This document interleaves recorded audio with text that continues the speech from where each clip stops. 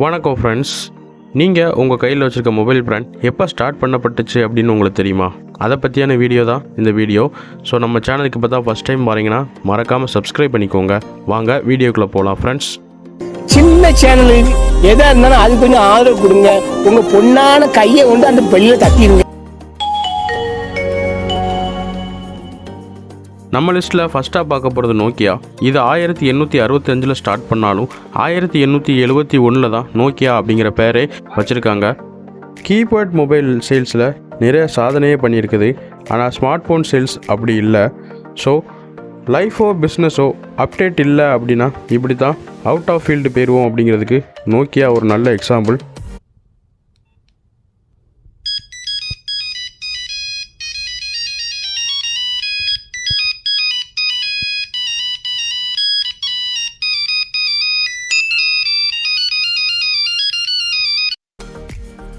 நம்ம நெக்ஸ்ட் பார்க்க போகிற கம்பெனி மோட்டோரோலா.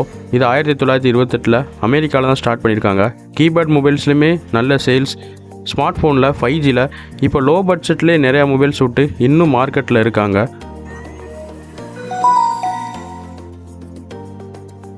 சாம்சங் 1938 சவுத் கொரியாவில் தான் ஸ்டார்ட் பண்ணியிருக்காங்க.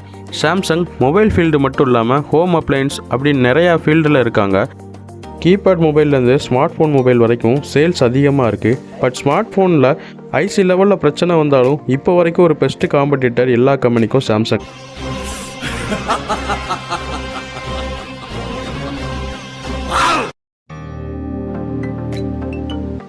சோனி 1946 ஜப்பானில் தான் இது ஸ்டார்ட் பண்ணியிருக்காங்க.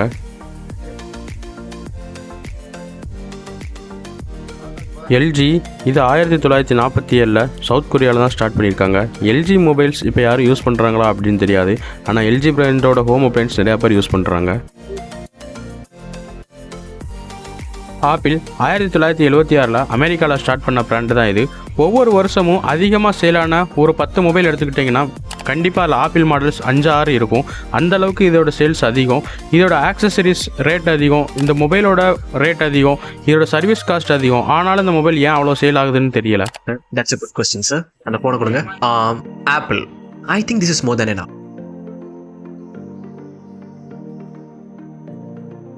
நம்ம அடுத்து பார்க்க போகிறது ஹவாய். அதோட சப்ராண்டான ஹானர். ஹவாய் 1987 சைனாவில் தான் ஸ்டார்ட் பண்ணியிருக்காங்க. அதோட சப்ராண்டான ஹானர் 2013 ஸ்டார்ட் பண்ணியிருக்காங்க.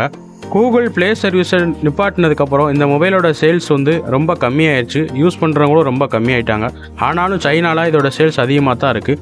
கூகுள் ப்ளே சர்வீஸ் கிடச்சிருச்சுன்னா இதோட சேல்ஸ் அதிகமாக இருக்கும். பார்க்கலாம் கொடுக்காங்களா அப்படின்னு. நான் நினைச்சா பண்ணலாம் சார், ஆனால் பண்ண மாட்டேன். BBK electronics, Oppo, Vivo, OnePlus, Realme, iQOO இது எல்லாமே வேறு பிராண்ட் அப்படின்னு நினச்சிங்கன்னா அதான் கிடையாது. 1995 பிபிகே எலக்ட்ரானிக்ஸ் அப்படின்னு ஒரு பிராண்ட் ஓப்பன் பண்ணாங்க. அதோட சப் பிராண்டு தான் இது எல்லாமே. இதில் ஃபஸ்ட்டாக நம்ம ஓப்போவை பார்க்கலாம். இது 10 அக்டோபர் 2004 தான் தனியாக பிராண்டாக ஓப்பன் ஆச்சு. இதில் பார்த்துக்கிட்டிங்கன்னா லோ பட்ஜெட்டில் ஏ சீரீஸும் ரெனோ சீரீஸ் எல்லாமே ஹை பட்ஜெட்லேயுமே மொபைல்ஸ் ரிலீஸ் பண்ணிகிட்டு இருக்காங்க. நல்ல வரவேற்பும் இருக்குது. இதோட ஹை குவாலிட்டி மொபைல்ஸ் எல்லாத்தையுமே OnePlus அப்படின்னு தனியாக பிரித்து 16 டிசம்பர் 2013 பிராண்டாகவே ஓப்பன் பண்ணிட்டாங்க. இதோட கேமரா குவாலிட்டி, டிஸ்பிளே குவாலிட்டி, அதுபோக ப்ரீமியம் செக்மெண்ட் எல்லாமே OnePlus அப்படின்னு தனியாக விட்டுட்டாங்க. அது ஒரு பிராண்டாகவே ஓப்பன் ஆயிடுச்சு. லோ பட்ஜெட்டில் ரியல்மி அப்படிங்கிற பிராண்டை கொண்டு வந்தாங்க. இது 4 மே 2018 தான் பிராண்டாக ஓப்பன் ஆச்சு. இந்த சீரீஸுமே 10,000க்கு கீழே நீங்கள் மொபைல்ஸ் தேடுறீங்க அப்படின்னா நிறையா ரியல்மி ஃபோன்ஸ் தான் இருக்கும். இது நார்சோ தனி பிராண்டாகவே ஓப்பன் ஆகும் அப்படின்னு பார்த்தாங்க. விவோ 2009 இது ஒரு பிராண்டாக ஓப்பன் ஆச்சு. இதோட லோ பட்ஜெட் ஒய் சீரீஸும் ஹை பட்ஜெட்டில் இப்போ T2 அப்படின்னு 5G ஃபோன்ஸும் இதோட ரெடி பண்ணிகிட்டு இருக்காங்க. இதோட சப் பிராண்டான ஐக்யூ 2019 தனி பிராண்டாக ஓப்பன் ஆகி அது மொபைல்ஸை ரிலீஸ் பண்ணி நல்ல வரவேற்பை தான் வாங்கிட்டு இருக்கு. ஸோ இப்போ நீங்கள் சொல்லுங்கள், ஒரு மொபைல் பிராண்ட் பிடிக்கல அப்படின்னு இன்னொரு மொபைல் பிராண்டுக்கு நம்ம மாறுறோம். அது எல்லாமே ஒரே கம்பெனியோட ப்ராடக்ட் அப்படின்னு தெரிஞ்சால் இது நம்ம எப்படி எடுத்துக்கலாம்? கம்பிங்கடா அண்ணன்டா. நம்ம நெக்ஸ்ட் பார்க்க போகிற பிராண்ட் ஷோமி. இது 6 ஏப்ரல் 2010 தான் ஸ்டார்ட் பண்ணியிருக்காங்க.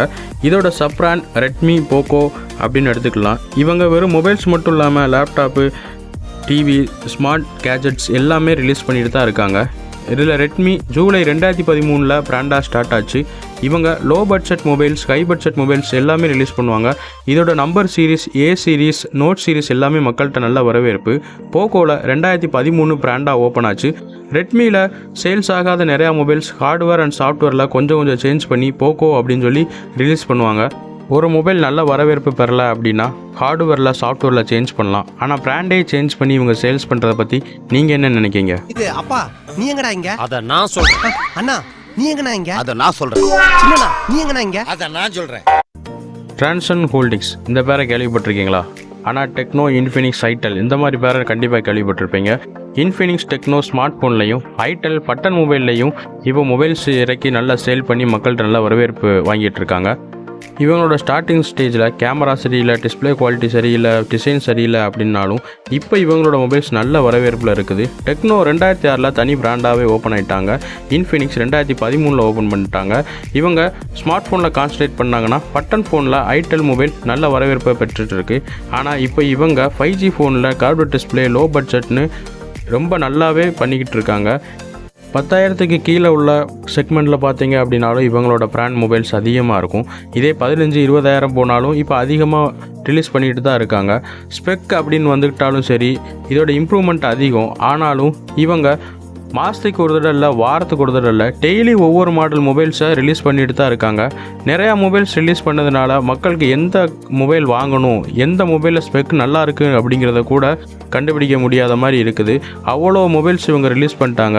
இவங்க மொபைல்ஸ் ரிலீஸ் பண்ணும்போது மொபைல் ரிவ்யூ பார்த்தோம் அப்படின்னா நமக்கே கன்ஃபியூஷன் ஆயிரும். ஸோ மொபைல் ரிவ்யூவர்ஸ் இந்த மொபைலை பற்றி என்ன சொல்லுதாங்க அப்படிங்கிறத நம்ம இப்போ கேட்கலாம். அவனை சொல்லி நிறுத்துங்களேன்டா. அவன் நிறுத்துற அந்த லூசுக்கு மட்டும் வந்துட்டே இருக்கான் போடுறா. வர நிறுத்துற அவனை. இப்போ பார்த்த எல்லா மொபைல் பிராண்டுமே மற்ற நாட்டு மொபைல் பிராண்டு தான். ஸோ இந்தியன் பிராண்ட் இருக்கா அப்படின்னு கேட்டிங்கன்னா Micromax, carbon, lava, index, eyeball, solo, life, அதுபோக